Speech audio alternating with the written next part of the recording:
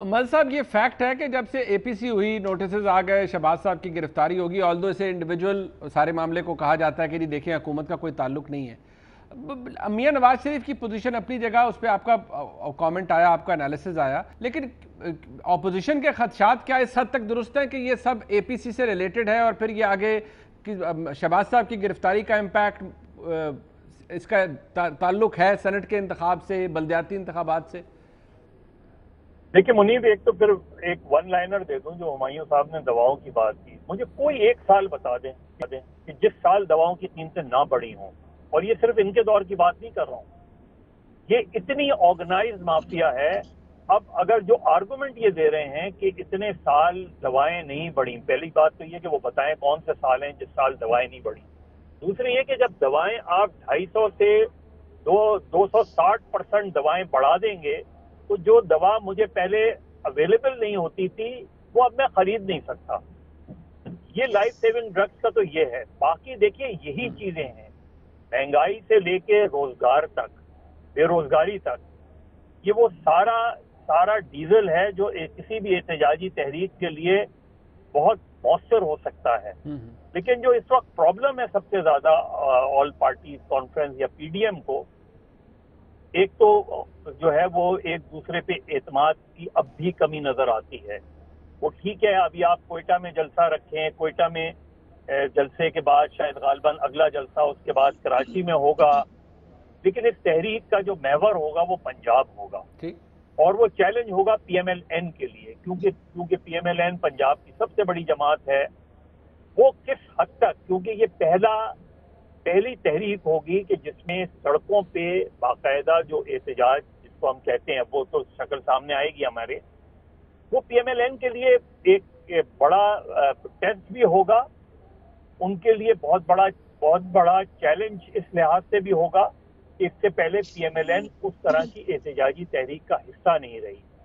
اور کیونکہ Peoples party Sindh میں گورنمنٹ میں ہے تو پیپلز پارٹی جب کوئی لانگ مارچ وغیرہ ہوگا تو اپنے لوگ لے کے آ سکتے ہیں, لیکن پنجاب میں ظاہر ہے پیپلز پارٹی کی وہ پوزیشن نہیں ہے. تو اس وقت جو تحریک ہے وہ بنیادی طور پہ جے یو آئی اور پی ایم ایل این کے ہاتھ میں ہے.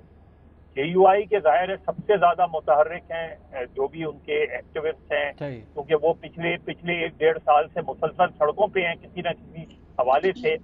اور پی ایم ایل این کے لیے اس لیے کہ سب سے زیادہ پی ایم ایل این کے لوگ گرفتار بھی ہو رہے ہیں, کیسز بھی فیس کر رہے ہیں, لیکن جب وہ سڑکوں پہ نکلیں گے تو اس وقت ان کا ٹیسٹ ہوگا کہ ان کا جو ورکر ہے وہ کتنا چارج نظر آئے گا.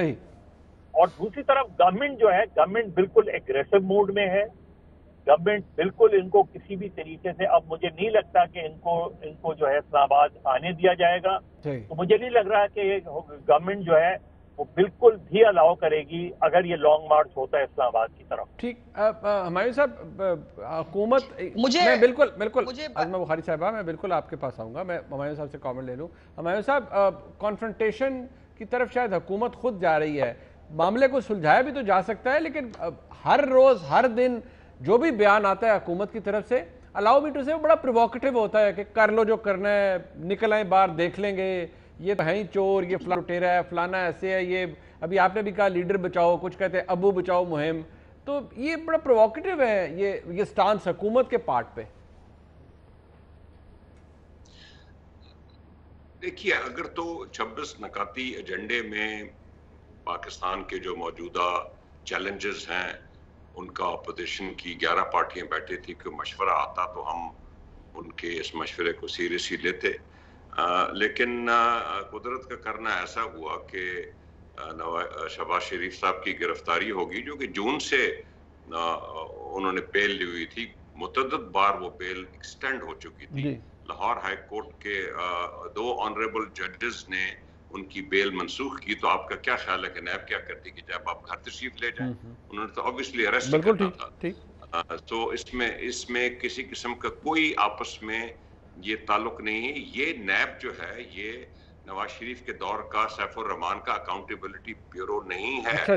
یہ ایک اسٹیچٹ کے تحت ایک آٹونومس ادارہ ہے, اور اس کا دفتر جو ہے وہ پرائم منسٹر سیکریٹریٹ میں نہیں ہے, یہ اپنے طور پہ کام کرتا ہے, اور ہمارا اس سے کوئی عمل دخل نہیں ہوتا. اور آپ نے دیکھا کہ پی ڈی ایم جو ہے وہ باقی سارے پاکستان کے مسائل چھوڑ کے اب فی الحال تو شہباز بچاؤ تحریک پہ نکل چکی ہے، ان کو گرفتار کیوں کیا گیا؟ اب آپ کا اگر مقصد یہ ہے کہ پی ڈی ایم اور اے پی سی جو ہے پاکستان کی جو جوڈیشل اور جو لیگل ادارے ہیں ان کے راستے میں رکاوٹ بنے، تو یہ ایسا نہیں ہوگا. ٹھیک ہو گیا.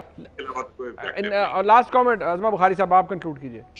نہیں، مجھے 2-3 باتیں اب ضرور کرنے کے موقع دیجیے گا. ایک تو خود ہمایوں صاحب بھی باہر علاج کراتے ہیں، ان کو معلوم ہے وہاں پر یہ بھی نہیں ہوتا کہ کوئی ڈاکٹر جو ہے وہ فیک رپورٹ بنا کے دے دے، یہ بھی ان کو معلوم ہوگا، پہلی بات.